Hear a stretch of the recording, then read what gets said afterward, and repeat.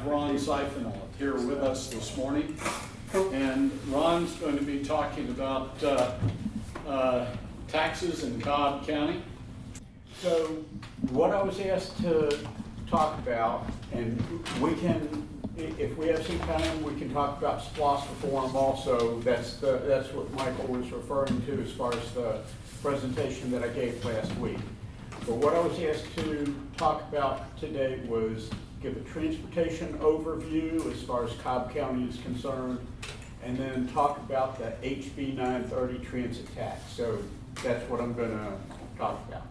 So let me give a brief overview on a couple of big topics. First big topic is the I-75, 575 maintenance lanes just opened. There is some preliminary data from the performance of the lanes so far. Now, we haven't had a really good test yet because the first 2 weeks, the managed lanes were open. You had to have a peach pass to use it, but no tolls, so you could ride in it for free. So that's not necessarily a test that shows what the performance is going to be once there is a toll. For the past week, there has been a toll, but it was the same week that Cobb County schools were on fall break. So there was no school this week, so traffic was lighter than usual anyway. So next week is going to be the first full test. They're charging the toll, schools are in, presumably we'll have normal traffic volume, and we'll see how the traffic congestion plays out next week. But let me give you some preliminary information, and I think, as everybody knows, my prediction had been that the managed lanes would pull enough cars out of the regular free lanes that it would reduce traffic congestion in rush hour in the general purpose lanes, and that I thought everybody would get at least a 5 to 7 minute faster trip time in the free lanes each way, every day, rush hour. So far, it's actually been better than that. So let me tell you what GDOT's preliminary information is showing. First of all, they've got feedback from a lot of people who do the whole commute. They live in North Cobb or Cherokee County up 575.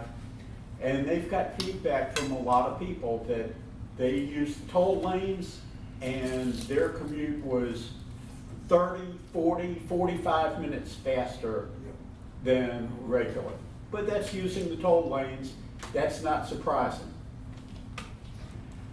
But in the general purpose lanes, the average speed during rush hour, this is the numbers that GDOT has, the average speed during rush hour is 22% faster in the general purpose lanes.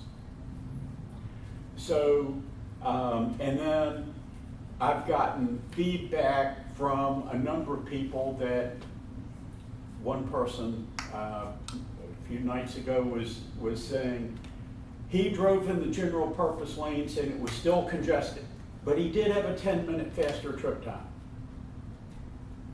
The managed lanes were never going to wipe out all congestion. It's a matter of, is it less congested and do you get a faster trip time? Even he admitted he had a 10-minute faster trip time. So now GDOT also has data that says the general purpose lanes so far are becoming congested considerably later in the rush hour period. So in the morning rush hour southbound, the congestion starts later in the morning and it ends much quicker. So from the beginning of congestion in the morning rush hour to the end of congestion in the general purpose lanes, it's an hour shorter. And the same in the afternoon. Rush hour congestion is starting later and it's ending earlier. Now, last week, or this week, I had 2 meetings to go. I live in Vinings in the Cumberland area. I had 2 meetings in Marietta, one on Monday, one on Thursday. So I drove north in rush hour traffic both days. On Monday, I got to I-75 at 5:05. And I mean, that's like peak of rush hour. It was totally uncongested.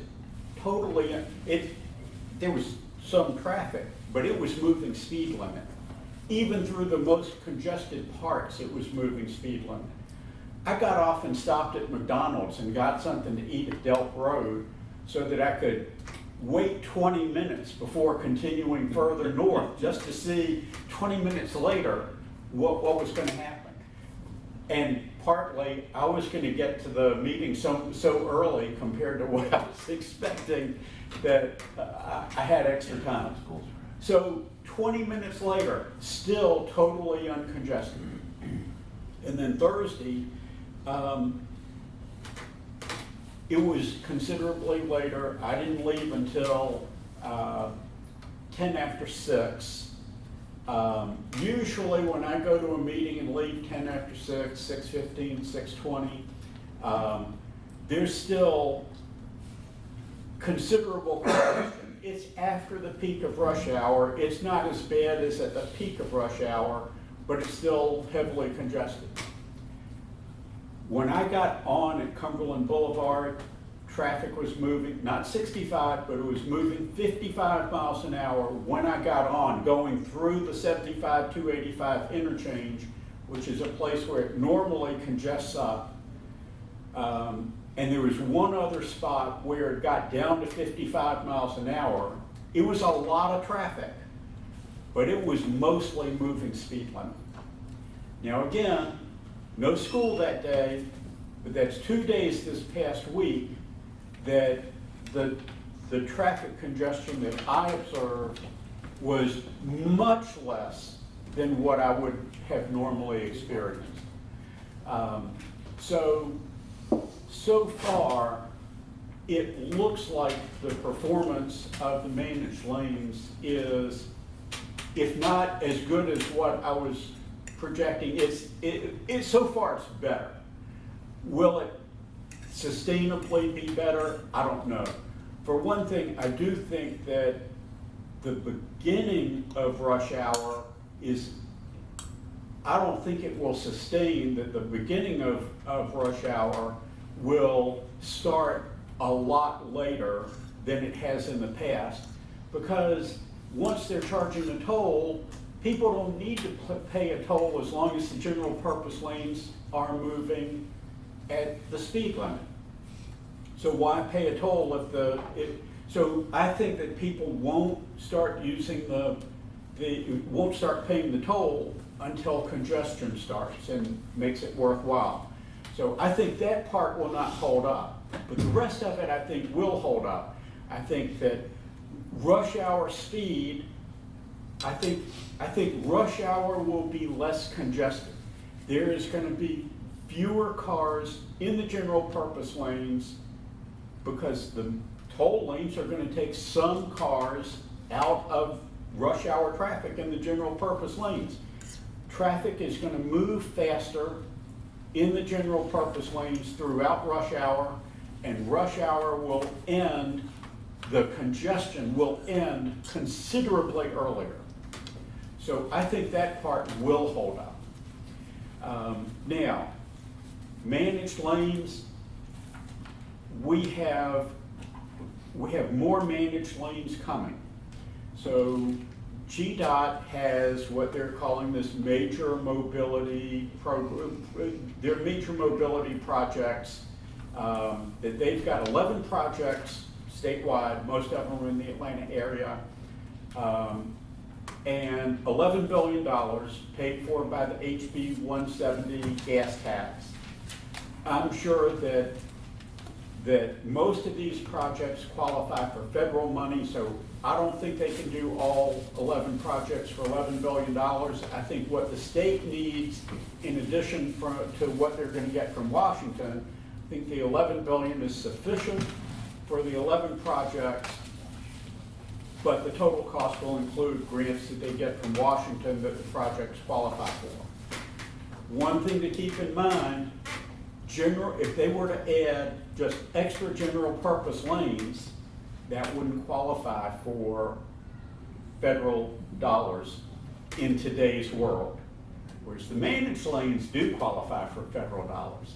So that's part of the decision to do managed lanes, because you totally change the economics and you can do a lot more in the way of projects because you've got projects that qualify for federal dollars. So I think that's part of it. Now, 4 of the 11 projects are, first of all, the entire top half of I-285. One project is from I-20 on the west side. I-20 on the west side to Cumberland is called the West Wall. From Cumberland to Spaghetti Junction is called top end I-285 managed lanes. And from Spaghetti Junction down to I-20 on the east side is called the East Wall. So that's 3 of the projects, managed lanes projects. There's also a managed lanes project that's going to go up Georgia 400. So that's 4 of the projects are those managed lanes projects. There are 2 more managed lanes projects up I-85 that are part of this. Those are less expensive projects. They're just extensions of the current managed lanes on I-85, although those will be new construction. All of the managed lanes projects in the major mobility package of projects that they're doing is all new lanes. They're not taking away any existing lanes like they did on that first section of I-85 a few years ago. So it's all new lanes, it's all new capacity. 2 more of the projects on this package of projects is completely redoing the I-20, I-285 interchange on both the west side and the east side. So as a lot of us know, I-285 backs up for miles in the afternoon from the I-285, I-20 interchange, because that interchange is designed so poorly. So they are going to completely redo that interchange. They're going to add some collector distributor lanes in that area to help traffic get through. So once they complete redoing those 2 interchanges and adding managed lanes to I-285 across the entire top half of 285, we are going to see a massive improvement in traffic conditions in the Atlanta region. When we see, now, some of these projects will be completed by 2025 or earlier, but some of the projects, especially on 285, they're going to not get completed on the current schedule until between 2025 and 2028. So we have some time. Now they're going to start construction on Georgia 400 shortly.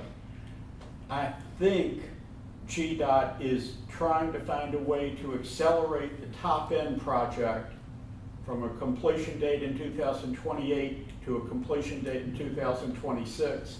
But that's not official. I think they're trying to do that, but there are challenges across the top end because they don't have all the right of way. It's very expensive land. There are buildings in the way.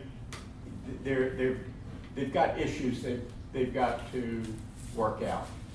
So But once we get that done, our mobility in this region is going to improve considerably, just as it's improving now in the I-75, 575 corridor. So that's just an overview perspective on managed lanes. One other benefit of the managed lanes is in the Atlanta region, and I'll touch on this a little bit later. I just want to mention this with regard to the managed lanes. The only form of transit that can give a reasonably time-competitive trip time with driving is express buses operating in the managed lanes. A train is going to give a much longer trip time than driving, enough so that very few people are going to be willing to get out of their cars and use transit. Very few people are going to want to trade. Yeah, a 1 hour commute each way is a long commute. You can shorten that by paying the toll on the toll lanes. But right now, if you've got a 1 hour commute and you don't like it, but you accept it, and now you have an option of bus rapid transit or train or whatever, and it's going to give you an hour and 40-minute commute. Okay, you don't like your 1 hour commute, but why are you going to do something else and get an hour and 40-minute total door-to-door commute? And regardless of the speed at which a train can move on the tracks, your total door-to-door trip time is from your house to the transit station, park your car, get to the train, wait for the train, go through all the stops to the closest stop that the train is to your destination, and you still have to get what's called the last mile to your actual destination. Part of the problem with transit is that it is the most inefficient form of transportation.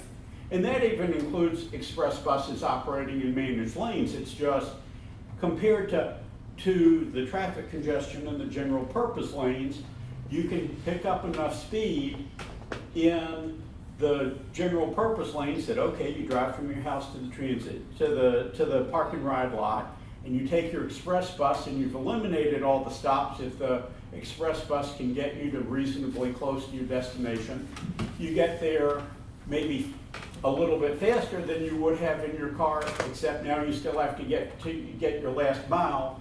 So let's say you turn your 60-minute commute total door-to-door into a 70-minute commute. Some people will do that because they don't have to drive in the general purpose lanes and the congestion themselves. Some people will do that. But turning a 60-minute commute into a 100-minute commute, not too many people are going to do that. So one of the potential advantages of the managed lanes is it can provide a form of transit that some people will use, and if you get 500 more people out of their cars and into transit each day, that's 500 cars fewer cars of traffic congestion. May not be a lot, but that's a possibility. All right. Before I get to HB 930, one other thing that I want to just mention with regard to transit, a change that appears to be coming. The Cobb bus service, Cobb Link, one of the transit routes that they've been operating for the last 3 years, it was an experiment. It's called the Flex Zones in South Cobb. The ridership has been horribly low, and it's really a failed experiment. So Cobb County is looking at an alternative rather than just ending bus service to that area. What they're looking at is to see if they can work out a deal with Uber and Lyft where Uber and Lyft would provide transit service, it would provide transportation within a flex zone, and it would be a subsidized fare. They're still working on how they're gonna do this. I'm recommending that, look, do a subsidized fare for a person who is, their destination is a transit stop, and you're just doing a subsidized fare to get people to transit. You're not looking to do this for just general transportation. So I don't know whether they'll do that or not. They're still working out the details, but I'm confident that whether it increases ridership or not, and I think it might increase ridership a little bit, but whether it increases ridership or not, as far as the bus service is concerned, I believe it will reduce the taxpayer cost per trip from currently about $45 per trip. Cobb County is hoping to get that down to somewhere in the vicinity of an average of $8 per trip. So that's a big difference. So I'm optimistic that that experiment will be successful from that standpoint. It may not increase ridership that much, but it will dramatically decrease the cost to taxpayers for those trips. So I think that will happen. Before I jump into HB 930, transit tax, does anybody have any questions that they want to discuss on what we've discussed so far? Omar?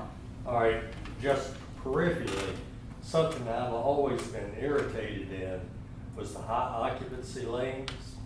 If you go to Nashville, going in, they're high occupancy for 2 hours in the morning traffic, only on the going in side. Coming out, it's that, otherwise they're open. We keep those things dedicated when we could add 20% to our traffic lanes each way, if we just put them in there for certain periods of time for high occupancy. And I just, it's a non-issue. We signed the contract that we signed. And in off-peak hours, we don't really need the extra capacity.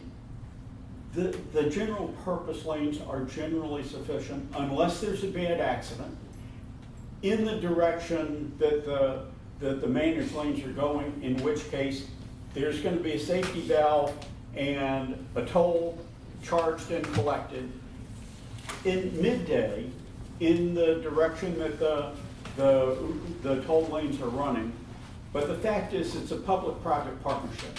It's not paid for entirely by the state. The private partner paid for part of the lanes. Their deal is they want to collect the tolls. And that's the deal that we signed. We could have wound up in a situation where we had no viable financial path to do anything. And we just keep the congestion that we have, and it keeps getting worse and worse over time. Or we could enter into a deal where the state of Georgia paid for about a third of the cost of this project with taxpayer dollars. They got a loan from Washington from about a third of the project, and the tolls will go in part toward paying off that loan over 30 years. And about a third of it was paid for by the private partner who wants to collect the tolls. That's what we wound up with. But keep in mind, as far as actual Georgia taxpayer, Georgia tax dollars, we only paid for about a third of the roadway, but we're getting the benefit, including in the managed lanes. So that's the contract that we signed with the private partner. I don't see how that works with what we've got inside 285, where there's no fee, they're just lanes that are designated for lack of use. HOV's talking about it. Okay, HOV lanes,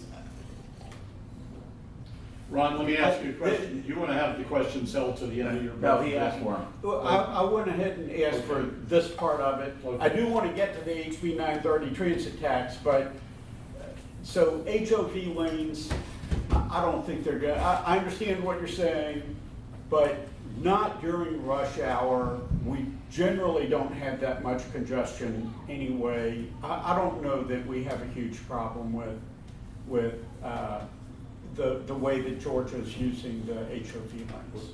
People getting in my way. Okay. Just a quick question of Yeah. the 11 projects you mentioned Yes. that are upcoming. Is Third Army Road and I-75 Just no. connector?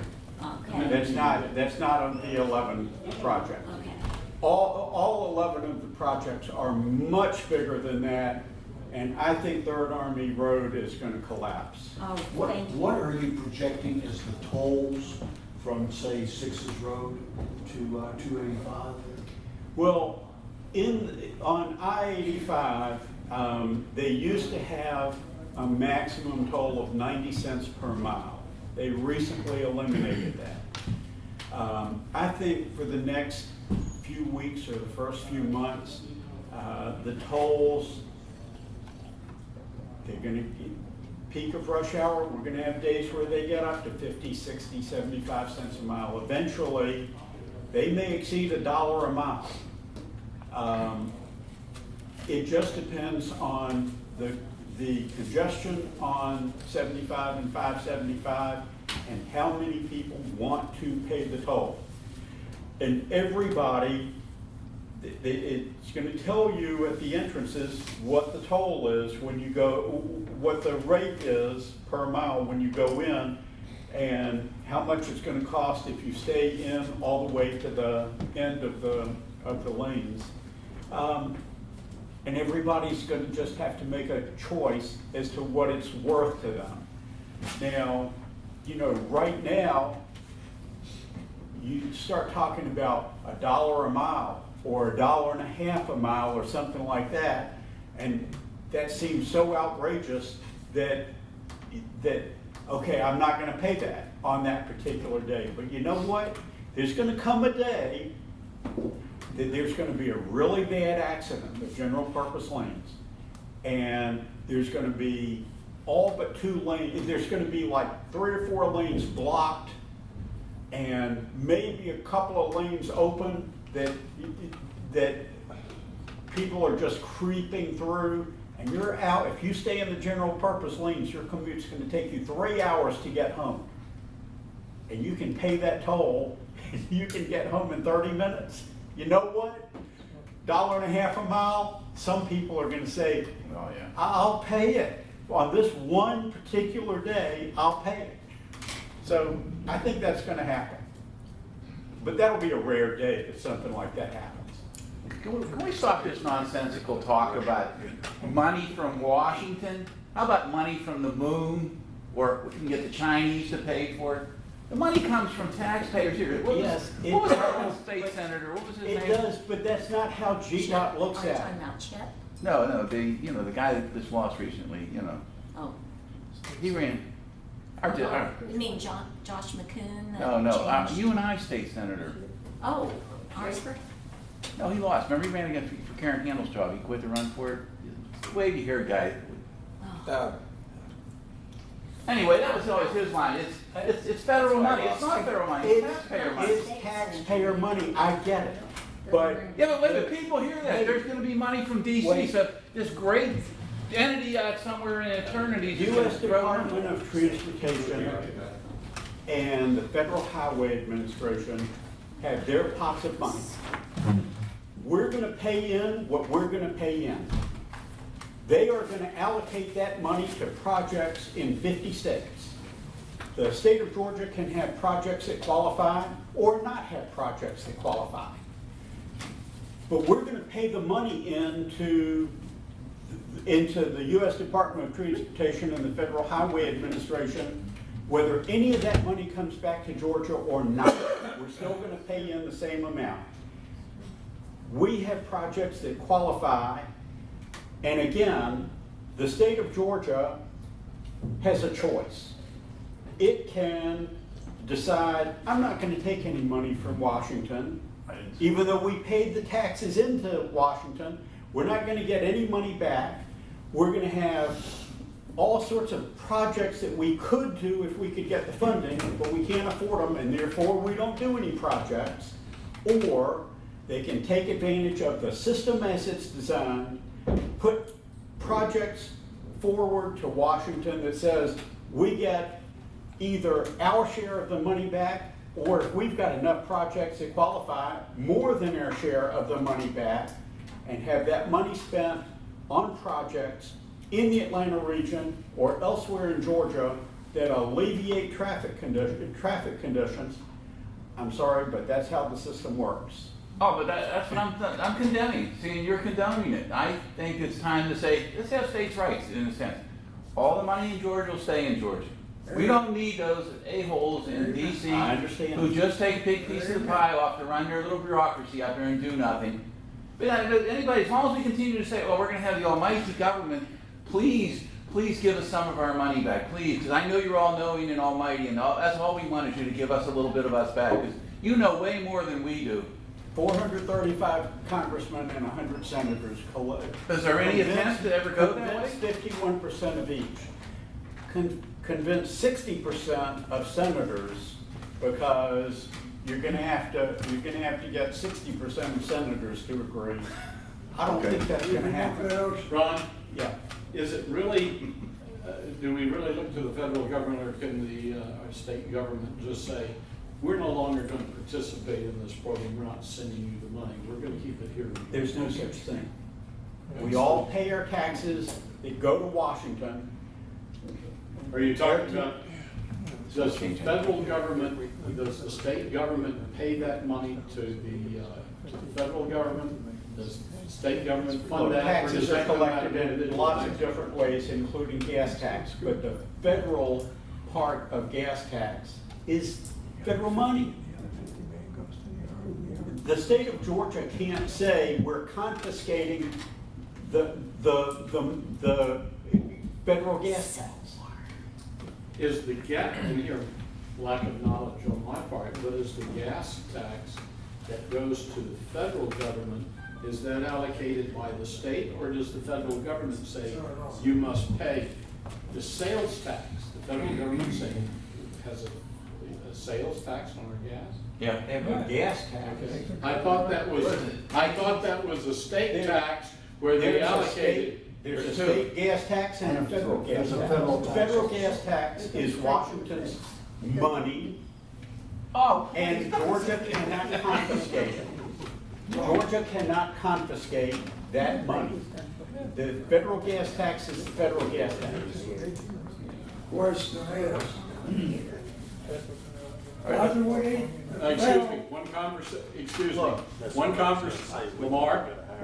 Lamar, one conversation at a time, please. We have the government in Washington that we have.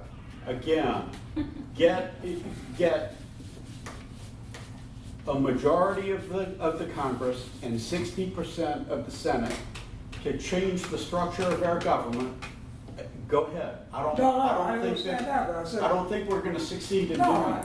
why do we need it? For transportation. All right, tell you what, we're going way off track. let's go. Okay. HB 930 transit tax. All right, let's go Ron, back. government. That's what happens when you open it up. That's why we typically do not do it. HB 930 transit tax. All Go right, back to York. so first of all, the politicians are going to be trying to tell everybody that when they put this tax on the ballot for voters to approve, they're gonna call it a transportation tax. This is not a transportation tax. HB 930, the law, does not allow for this money to be spent on anything other than transit. This is a transit tax, okay? Now, Cobb County does not have to put the transit tax on the ballot. But I think they will. Now, it's up to 5 commissioners to decide whether they want to put it on the ballot. I believe there will be a majority of the commissioners who will say, I'm not approving a tax. I just want to give voters a choice. I believe there will be a majority of the commissioners who will decide that they want to give the voters a choice as to whether or not they want to pay for a transit tax. So, we're all presuming that the real agenda here is to bring MARTA Rail into Cobb County. I don't think that's a financial possibility. MARTA Rail is heavy rail. If we're going to build a MARTA Rail new construction all the way from either Art Center MARTA Station all the way up to Town Center, Kennesaw, Ackworth, whatever, I would be shocked if that could be done for less than $7 billion, and it might be $10 billion. And even if you did a countywide full 1-cent sales tax, that's going to generate a little over $4 billion in current dollars. As the economy, as the population grows, economy grows, maybe it'll raise $5 billion. And let's say you could get Washington to pay for half of it. So that, you get it down under the $5 billion or down to approximately that. But keep in mind, the whole thing can't be spent on one thing. One of the reasons that some of the commissioners will vote to put this on the ballot is it will enable them to take Cobb Link, all of the bus service that Cobb County is providing now, will enable them to take it out of the general fund and put it in the ATL funded by this tax. And therefore, free up $14 million a year out of the general fund that maybe they would use that for tax reduction. I don't think so. Maybe they would use it for a funding source for additional new spending. I think that's what would happen. Yeah. But for whatever their motivation, I think that a majority of the commissioners would like to give the voters a choice of whether or not they want to pay this tax that, by the way, will free up $14 million out of the budget every year. Wow. So I think that is likely to happen. If we looked at the current Board of Commissioners, if the current board were to vote on that now, I suspect it would pass 5-0. But I don't know that, but that's my personal guess. Now, Weatherford's going out, Kelly Gamble's going in. A future board, it might be 4-1, and I don't know Kelly's vote either, but I would say Kelly would be the best chance of, I don't want to put this on the ballot.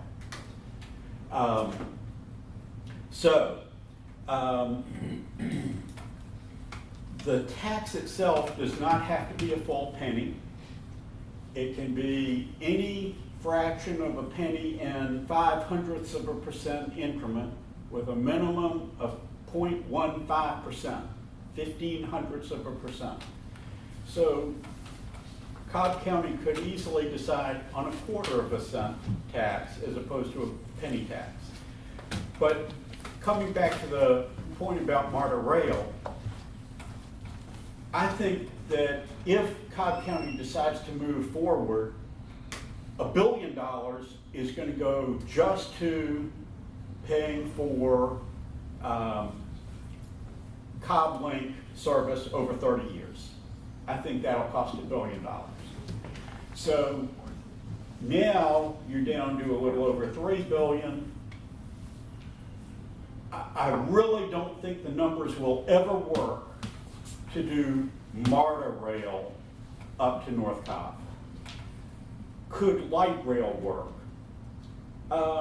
You're getting closer to the possibility that the numbers could possibly work on a countywide vote.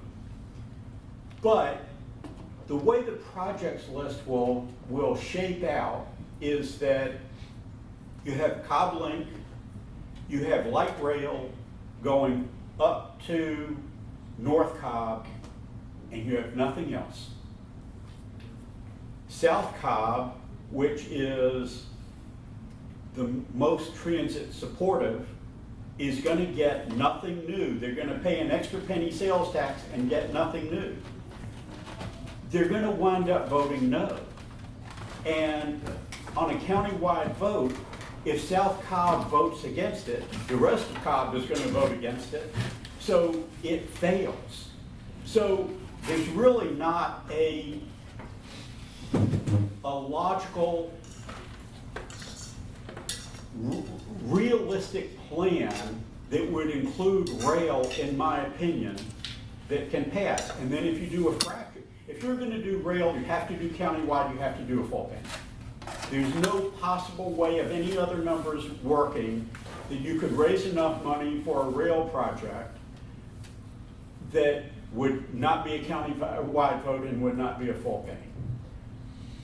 But if you don't provide something to the part of the county that most wants transit, then they're not going to vote for it. They're not going to vote to pay an extra penny tax and get nothing. So politically, they're going to go through all sorts of contortions, and in the end, there's no plan that includes rail that I think is workable. My opinion, I could be proven wrong, but that's how it looks to me. The only thing that could conceivably be a fixed guideway that could financially work would be bus rapid transit. Because you do a bus rapid transit line from North Cobb to some sort of connection to MARTA, either Art Center MARTA Station or Perimeter Center, but you could collect enough tax on a countywide vote and a full penny sales tax that you could also run some sort of bus rapid transit line out to South Cobb, either connecting, providing service through a high transit demand portion of South Cobb to either Cumberland or the Holmes MARTA station, one or the other. You could wind up being able to collect enough money for basically two bus rapid transit lines. To me, that could be financially feasible. Now, is that something, you would still need a countywide vote and a full penny sales tax to do all that, I think. So, is there enough benefit, is there enough improved transportation benefit for all of Cobb County for a plan like that to pass countywide? I don't know that there is. What I've advised Cobb County so far is, and will continue to advise, is if you want to do a transit tax countywide, you have to come up with a package of projects that would actually result in improving overall mobility countywide. Can you come up with a package of projects that will contribute to reduce traffic congestion and improve trip times for everybody? That's the challenge that I put forth, that if they could do that, if they could come up with a package of projects that would improve overall mobility in Cobb County, you could get a majority of Cobb County taxpayers who would be willing to pay an extra sales tax for 30 years. You would not necessarily need a full penny tax for that, by the way. So, as an example, we have the managed lanes. So now we're gonna put bus rapid transit and all fixed guideways aside for now. You have the managed lanes. Will the managed lanes result in a significant increase in demand for express bus service? Because now the express bus service that we already have is no longer stuck in traffic with everybody else. They can use the managed lanes. So will the faster trip time on the express buses result in a significant increase in demand for express bus service? I think it will.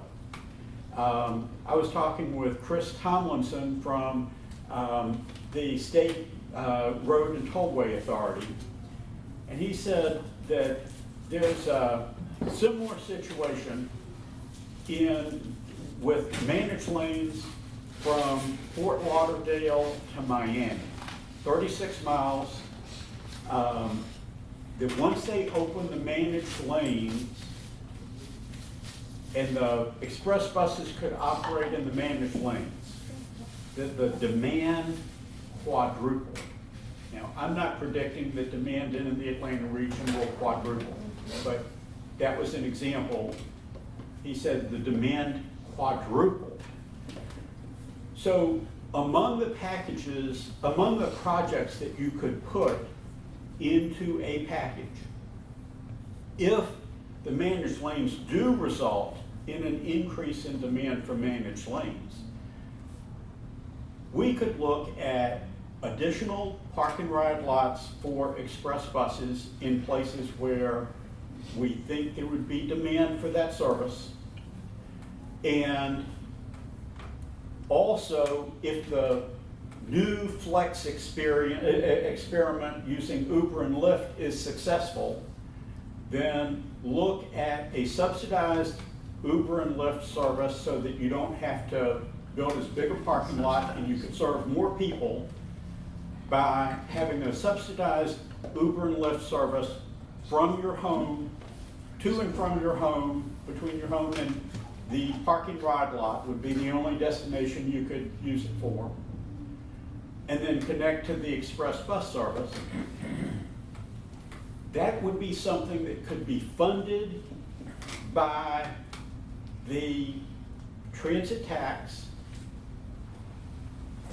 It would provide a benefit for anybody who wanted to use the express bus. And whatever number of people did use the express bus, even if you didn't, if you could get 1,000, 2,000 cars out of general purpose lanes every day, that's 1,000 fewer cars of traffic congestion every day in the managed lanes. So that contributes to less congestion, faster trip times for everybody. So if you constructed a package that included projects like that, not to say whether it would pass, it's just to say that's something that you could put on the ballot and you could say, here is a mobility benefit for everybody. Again, if Cobb County decides that they want to move forward with this, which I think Cobb County will move forward with putting it on the ballot. Now, Cobb, unlike any of the other 12 counties, it's a 13-county region. Cobb has the option of doing a district, of forming a district within Cobb where you've got a transit-served district and not transit-served parts of Cobb County. So let's say you chop Cobb County into roughly half.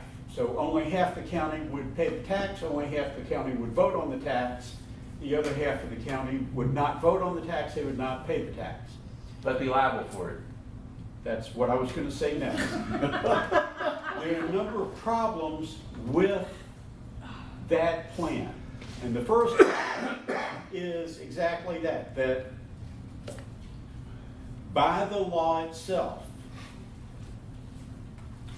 if there are any cost overruns, Cobb County is responsible for paying for the cost overruns, paying that money to the ATL. If it winds up being $500,000 a year, that's not a huge item. But if they try to do rail and you wind up with a $2 billion cost overrun that's not paid for by the tax, Cobb County taxpayers are going to be on the hook for paying the ATL $2 billion. I mean, it's going to be staggering. So that's a huge problem. If you do rail and the operating and maintenance costs wind up being $10 million a year more than expected, very plausible. Again, Cobb County taxpayers are going to be on the hook for that. That could be 4/10 of a mil right there on your property taxes. So that's a problem. An even bigger problem, and I got to give Ed Setzler credit for this one, but Ed keeps making the point, which I totally agree with. We have X amount of transportation dollars available. Every time we spend money on transportation dollars on a project that will do little to help improve traffic congestion, that is a decision to not use that money on another project that could have done a better job of improving mobility. And that is one of the big dangers of the whole HB 930 tax, is that we are going to allocate our transportation dollars to projects that will not do much to improve overall mobility. One other thing I want to say about transit is that transit ridership nationally has been outright dropping for the last 10 to 15 years. And locally for the last 10 to 12 years, that's been true. MARTA ridership's been dropping. Cobb Link ridership has been dropping. I mean, total ridership, despite the fact that our population is growing, the actual ridership is decreasing. If you look at it in terms of percentage of population, transit ridership nationally has been decreasing for 60 years, steadily decreasing for 60 years, because transit is the most inefficient type of transportation that we have. Transit can get you from somewhere in the vicinity of your origination point to somewhere in the vicinity of your destination. It can't get you from your home to your place of work. It can get you from somewhere in the vicinity of your home to somewhere in the vicinity of your work. You still have to get from your home to the transit station. You still have to get to the transit station at the end to your place of work, as an example. In addition, if you want to run some errands on the way home from work, you know, you could have a huge problem. You might have an hour commute and you can make a couple of stops along the way that take you an hour. But if you get transit involved, it might take you the trip, including the stops and the transit logistics. It might take you 4 or 5 hours instead of 2 hours. So it is the most inefficient form of transportation. And the history of this country over the last 60 years says that people who have an alternative to transit will do the alternative to transit, even if they don't like driving in traffic. It's still better than transit because transit takes too long. Let me point out a couple of other things on this point. First of all, I like to compare Atlanta to Washington, D.C., because first of all, I think amount of traffic congestion is in large part a function of population. So Atlanta and Washington, D.C. are almost equal in population. They're very close to the same population as far as the greater statistical area. Washington, D.C. is far more densely developed. Their population density is much greater than Atlanta's. At the meeting Wednesday night, I think somebody Googled it, and the number of people per square miles, 6 times as many people per square mile in Washington as in Atlanta. We're one of the lowest population density cities in the major cities in the world. Atlanta is a region that's characterized by hundreds of very widely scattered communities over a very large geographic area, and we have literally dozens of potential destinations also widely scattered over a large geographic area. As compared to Washington, D.C., which is much more densely populated, a much smaller geographic region, and while you have a lot of destinations, they're clustered into a few areas. So it's much easier to have a few rail lines that can connect to most of the high demand destinations. Whereas in Atlanta, the destinations are all too widely scattered and all over the place. You can't have a few rail lines that are going to efficiently connect to all the destinations. So that's part of the challenge here.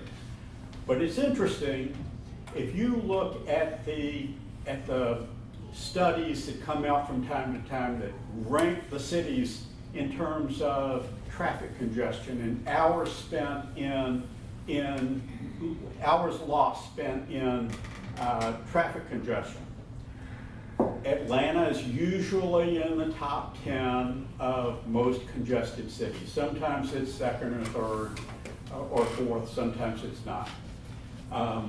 But Washington, D.C. is celebrated for its rail transit that they've invested in, and it's so efficient that it can get you to all these different destinations. But you know what's interesting, if you look at those studies, the amount of time lost in traffic congestion between Atlanta and Washington, D.C. is usually almost exactly the same. Sometimes the studies will show Atlanta loses, the average commute time in Atlanta is a minute longer than the average commute time in Washington, D.C. But they may have a 5-mile shorter commute distance because it's a smaller geographic region. If you look at the average commute distance of each city, use the same statistics and look at the average commute distance, we're moving faster than they are. Despite their rail transit did not result in less traffic congestion.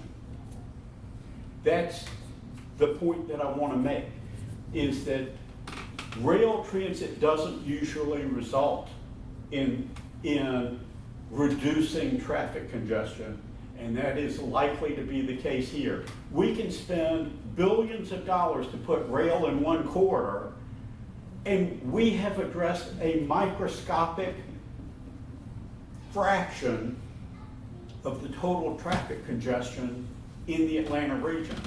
By comparison, GDOT's major mobility projects, once those get done, they're going to have spent $11 billion statewide, maybe only $8 billion of it in the Atlanta region, and we're going to have significantly improved traffic congestion. So just want to put that on the table. One more thing I want to just put on the table for consideration, the I-85 bridge collapse. Now, all the rail people were saying, this is why we need rail, is just in case we have an interstate bridge collapse. Well, let's look at what actually, I mean, literally, they've said that. So let's look at what actually happened. We had a window of time for about 7 or 8 weeks where the I-85 bridge collapsed, tangled traffic, and made traffic so bad that taking MARTA rail was actually faster than driving during that 7 or 8 week period. As a result, MARTA ridership skyrocketed. I mean, it absolutely skyrocketed. What happened when they got the bridge reopened? Within a week, virtually all of that increased ridership immediately evaporated. Because here you've got people who, they had the alternative, they tried it. It worked for several weeks. But the bottom line is, this is rail. So this is celebrated rail, but the fact is that using MARTA gave an inefficient enough trip, an inefficient enough commute, and a long enough commute compared to driving, that as soon as the road reopened, people went back to driving because they could drive from their home to their destination without going through all these contortions, and they could get there faster almost no matter how bad traffic was, almost every day. It was still better. That was the choice people made. It was still better to drive. Almost everybody immediately went back to driving. This region is what it is. It has developed the way it's developed. If politicians in the 1950s or 1960s, when the Atlanta population was still 1 million, and they had looked forward 60 years and said, we're going to be 5 million, approaching 6 million in 60 years, we're going to build transit now, and we're going to define our future development by the transit lines we build now. Look, the character of this city might have been different.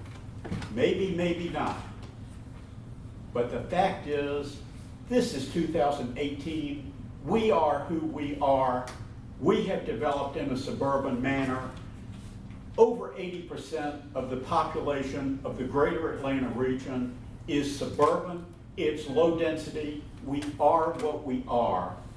And people have moved here who want to live in a suburban place.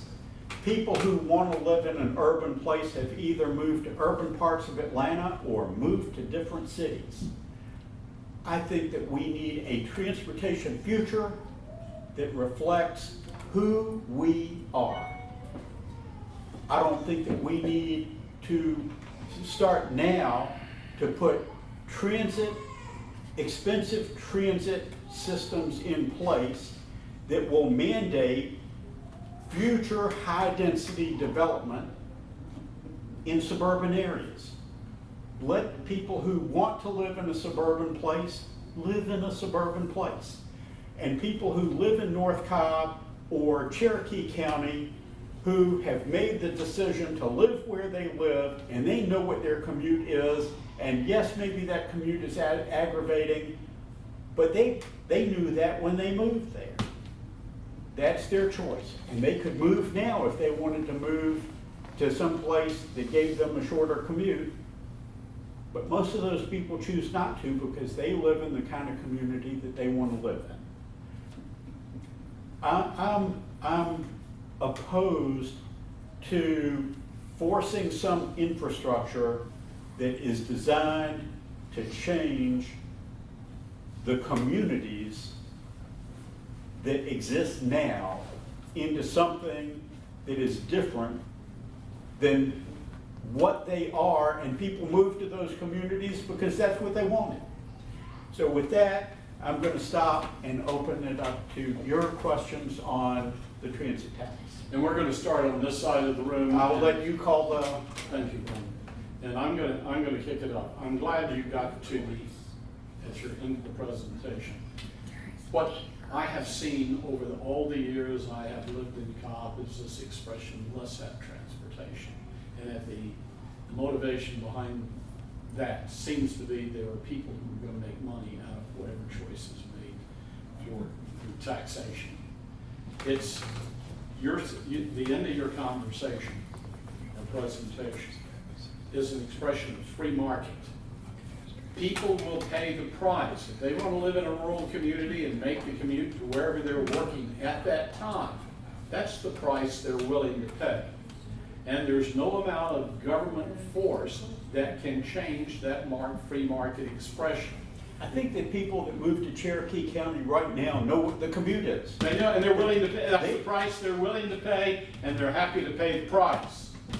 It reminds me of a Sam Kinison routine that he did years and years ago when there was a hunger and shortage of food and water in Sudan or Ethiopia, and we were having to truck food in, and Sam Kinison said, "This is sand. You can't grow food here. Instead of trucking in all this food, you need to move to go where the food is." If you're not willing to pay the transportation price in times of time and money, then move to downtown Atlanta. Just like in Washington, D.C. Choose a house or choose an apartment or choose a condo, and you won't have to worry about it. But instead, government keeps trying to come in and force changes, but what's behind that is somebody's going to try to make a bunch of money off the people. We saw it with the Brave Stadium. We see it here. So I really like the way you summarize that. We're willing to pay the price. Well, I just feel very strongly that people have chosen to move to neighborhoods that are suburban in character. They don't want to live in mixed use. They don't want to live next to a business. They want to live in a nice residential community, in a cul-de-sac neighborhood, and that's what they've already invested in. I don't think that we should be making political decisions to mess up people's neighborhoods, mess up people's communities, to change it to something other than what they wanted to move to in the first place. What they and their neighbors invested in the communities that they invested in.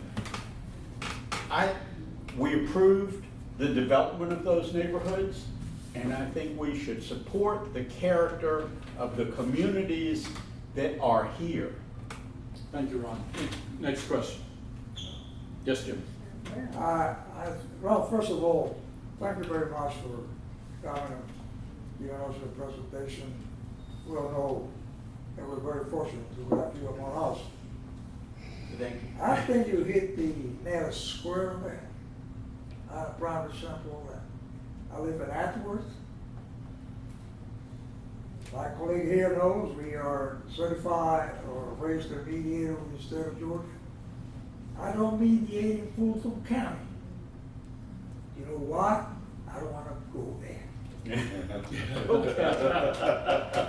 And that should be your choice. It is, but what I'm saying is boiled down to the people.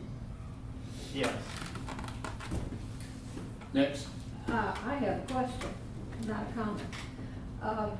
You're the only one that I've heard talked about projects.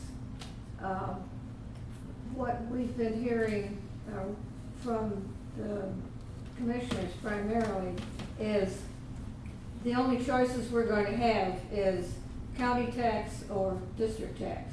There's nothing been said in between. What I want to know is what we have to do in order to get a vote no, how to get to opt out. Henry County's already opted out of this. How can we get Cobb to opt out? Now, I haven't heard that Henry County opted out. I think Okay. Fayette Oh, okay, I had Has heard that opted they out. had opted out, okay. So you may be right, but I believe that Fayette County, I think the Fayette County Commission said, we don't want any part of this. So how do you do that? How can we get? It just the takes whole 3 county- votes of the commissioners to Okay, decide. all right. But I don't think you're gonna get 3 votes of the commissioners. I kinda think we are. you know. Well, here's the thing.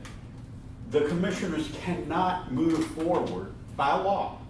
HB 930 requires a projects list. And it requires an estimate of cost of both capital costs of building whatever you're gonna build or buying whatever you're gonna buy, plus the operating and maintenance costs.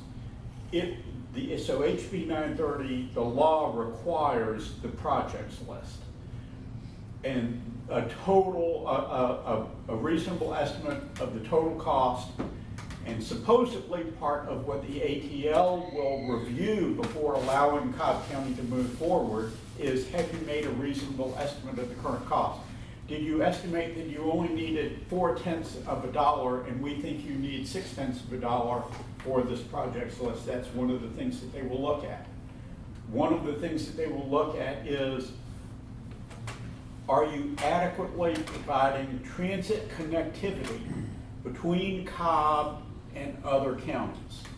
That's mandated in the law, that they're required to, that Cobb County will be, they will have to propose projects, at least some projects, that improves the transit connectivity between Cobb and other counties in the 13 All of that county is gonna region. be in this resolution that we're gonna have to vote on next year? Well, we don't know if we're gonna have to vote on it next year. First of all, I think we won't vote on it next year. Oh, okay.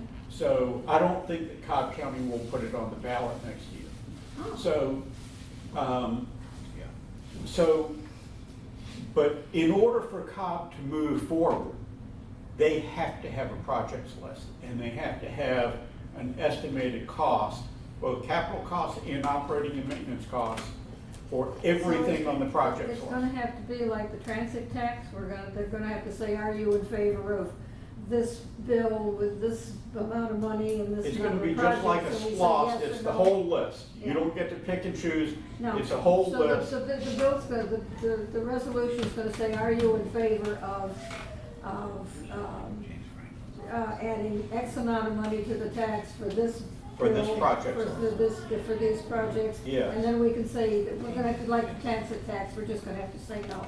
Right. That's the only chance we're gonna have to say no to the whole thing. That'll be the chance. Yeah. And so, right now, the law says Cobb County has until December of 2019 to do the district option, otherwise it has to be countywide. Now, I think some commissioners are gonna ask the Cobb delegation to try and get the December 2019 date extended.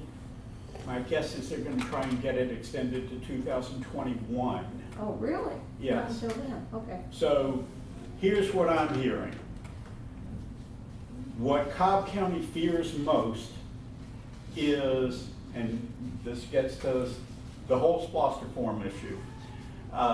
What Cobb County fears most is the next SPOS failing. I believe a majority of the commissioners do not want to put a transit tax on the ballot before the next SPOS because they fear that whether the transit tax passes or not, but especially if it passes, that it will jeopardize the next SPOS and the next SPOS will not pass. So right now, if we don't have SPOS reform, which I don't think we'll have a chance to talk about today, but if we don't have SPOS reform, right now, the way the SPOS is made up, there are virtually no special purpose projects on the Tier 1 projects list for the current SPOS. Right now, about 40% of the current SPOS goes to normal annually reoccurring capital costs that used to be in the budget and have been moved out of the budget into SPOS. So stuff like road resurfacing, That is now completely paid for by SPLOST. Last year, at a commissioners meeting, one of the commissioners asked Jim Wilgus, who is still head of Cobb DOT at the time, what percentage, and this was in the middle of a commission meeting, so in public, what percentage of Cobb DOT's budget is paid for by SPLOST? And his answer was 98.3%. Oh, wow. The only thing that is paid for Cobb County out of the budget is basically salaries and you know, stuff like, you know, health insurance for those people and stuff like that.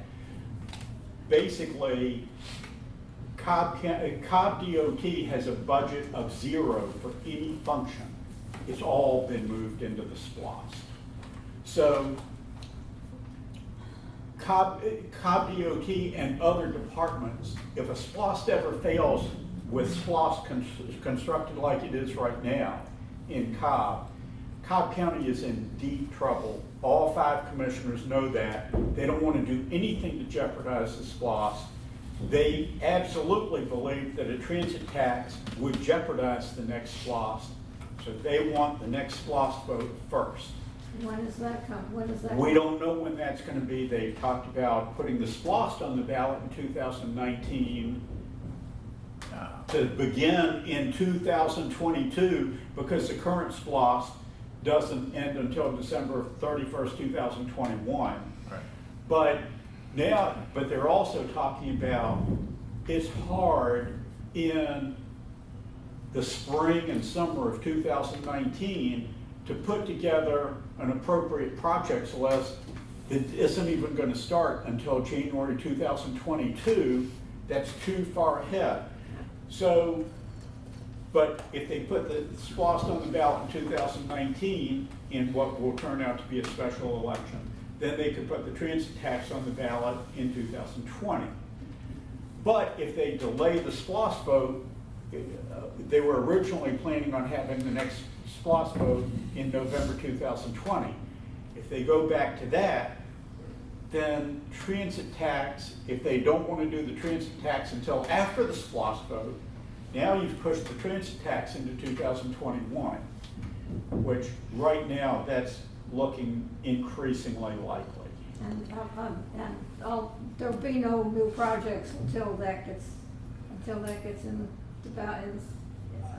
The commissioners are going to struggle with this whole thing for a while, but the bottom line is, my guess is they are not going to put a transit tax on the ballot until they have an approved SPLOST. They're going to give themselves enough time on the SPLOST that if they need to take 2 or 3 shots at it, they're going to take 2 or 3 shots at it at the SPLOST to get it passed before the current SPLOST expires, and they're going to do that before they put a transit tax on the ballot. That's my guess. So I don't know that, that's my guess. Dialogue, Michael. So what can we do to promote the SPLOST reform that you've been talked about? How can we get, if we're going to have a SPLOST vote, how can we get it to the point where it's not SPLOST, it's lost or post? Okay, and a lost, even Virgil Moon admitted at the meeting last week that a lost is not a viable option for SPLOST reform. Okay, then we want hosts. So- How do we go forward on getting us to be able to vote, not on a SPLOST, but on a host? All right, so first of all, the SPLOST reform concept is take all of the annually reoccurring capital costs that used to be in the budget and their normal annual expenses, road resurfacing, vehicle replacement, for buildings that Cobb County owns, roof replacements, all these annually reoccurring capital costs, put it back in the budget. But in order to put $60 million worth of stuff per year back in the budget, you have to have a funding source. So I mean, there's no magic wand. It's $60 million a year. That's what we're talking about to put all of the annually reoccurring capital costs back in the budget. It's stuff that we're spending money on right now. We're just spending the money on it through non-special purpose SPLOSTs. So take that stuff, which is not a special purpose, that's an absolutely legitimate set of needs that adds up to $60 million that we've already been, that we've been paying for every year. Used to pay for it in the budget, put it back in the budget, you have to have that $60 million. The reason we're proposing a host is right now, a 1-cent sales tax in Cobb County raises, this year it's gonna raise a little over $140 million per year. A host requires, the purpose of the host is to fund a 100% exemption on your property tax on your home for the amount of tax that you would pay that goes into the general fund. It has nothing, you'd still pay property taxes on your home for school taxes. You'd still required to pay the debt service fund, although that's only 0.13 mils. And the fire fund, that's separate. Just the general fund portion of your property taxes on your home, which just went up to 8.46 mils, you would get a 100% exemption from that tax. So you would pay a penny sales tax, but you would get a 100% exemption from your property tax on your home. So would you wind up paying a little bit more or a little bit less net in taxes after those two offset against each other? Some people might pay a little bit more, some people might pay a little bit less, but it's a pretty good offset. But that only takes $75 million of the host. You've got $65 million left over. That's enough to put all of the annually reoccurring capital costs back into the budget with a funding source, the remainder of the host tax. What gets eliminated is the other 60% of frivolous spending that the SPLOST goes to paying for. The original intention of SPLOST was big, huge, expensive, special projects. We have almost no special purpose projects in the current SPLOST. Almost entirely, the rest of the SPLOST is made up of a bunch of little, hundreds of little projects that Ballot correctly calls wants not needs, scattered all over the county. And you've got $1 million project over here that several hundred people say, ooh, I like that project. That $1 million project, therefore I'm willing to approve an $800 million tax. And another $1 million project over here that another 1,000 people say, ooh, I like that project, so I'm willing to approve an $800 million tax. And another $1 million project over here that several hundred people say, I'm willing to pay an $800 million tax. So we eliminate all of the wants not needs. That's what goes away. So that's not to say that Cobb County couldn't come up with another legitimate SPLOST list at some point in the future with big special purpose projects that maybe would be major projects that would improve traffic congestion. Put that on the ballot and see if taxpayers want to support it. But we get rid of the non-special purpose SPLOST altogether. So that's the basic concept. Yeah, but that wasn't my question. Paul, Sorry. go ahead. If I can shorten this up to answer her original question. Historically, the power of a grand jury to make recommendations on transportation matters for counties goes back to Yamacraw Club. All of you who are residents of Cobb County can sign a petition for the grand jury to inquire, bring him as an expert witness, and let the grand jury handle answering your question. All right, we have time for one more question. It's a two-part question. Go ahead. It has to be related. I believe it is. Thank you very much. Clark is right. HB 930, my original concern was we lose local control, that the ATL makes decisions for us. We might present a project list, but there's no guarantee. They accept that and they get a hold of our money anyway. So is my understanding correct on that? And then two, is the legislature talking about improving our current SPLOST law? The legislature is not talking about improving their current SPLOST law. But I believe a majority of the Cobb delegation would be willing to support changes if we can convince at least 3 commissioners to say, we want to move forward with SPLOST reform. The local control issue, I think, is a legitimate concern, not quite to the extent of what you're saying. The ATL cannot draft Cobb County's projects list. Cobb County can put together a projects list and submit it to the ATL. The ATL can say, we're not going to approve this projects list and here are our concerns. And send it back to Cobb County and have Cobb County take another shot at putting together a projects list. Ultimately, Cobb County is going to decide its projects list.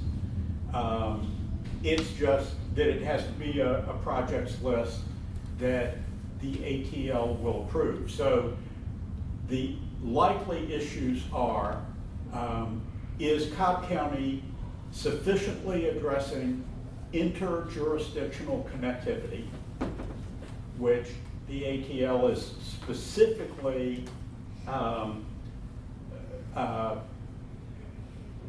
supposed to assure, and does the ATL think that Cobb County, that the projects list is adequately funded by the amount of tax that Cobb County is suggesting? So if Cobb County says we want 4/10 of a tax and they think it's going to cost 6/10 of a penny to pay for that projects list, that they're supposed to not approve something that they think is incorrect. They're supposed to kick it back to Cobb County and say, we think you need 6/10 of a penny for this. But once they get our money, what is to guarantee that our priorities will be their priorities and that we don't fall at the bottom of their MARTA priorities, for example? Yes. I think it's likely. Who controls the money? Right. ATL controls the money. Oh, there we go. And as far as the timing of who gets prioritized for what, I certainly think Cobb County will get screwed. Thank you. That's where I was going with it. Totally agree with Lindsey Tippins, who has stated on numerous occasions, he doesn't think the ATL has any interest in improving transportation or mobility in Cobb County. They want our $140 million a year, and that's all they're interested in. I totally agree with Lindsey that they've got their priorities within the region. The hell with Cobb County, we just want your money. I agree with them. Thank you. I agree with them. Thank you. And we have now reached the time, so we always start on time and end on time.